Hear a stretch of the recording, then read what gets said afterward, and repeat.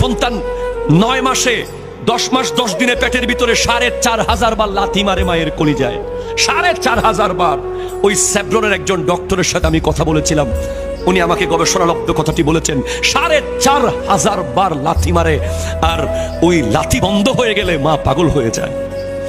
মা চায় যে লাথি মারুক আমার ছেলে। লাথি যদি বন্ধ হয়ে যায় পেটের ভিতরে, মা পাগল হয়ে যায়, আমার ছেলে নড়ছে না কেন। ইভেন এমন সময় আপনি লাঠিটা মারেন, ওনার খাবারের লোকমাটা ওনার গলা দিয়ে যাবে মাত্র এখানে আটকে গেছে।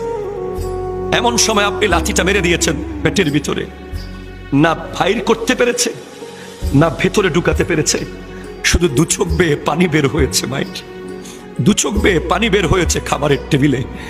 মা 10 মাস 10 দিন না কাত হয়ে ঘুমাতে পেরেছে, না চিত হয়ে ঘুমাতে পেরেছে, না ধপ করে বসা থেকে উঠতে পেরেছে, শুধু আপনার আমার জন্য।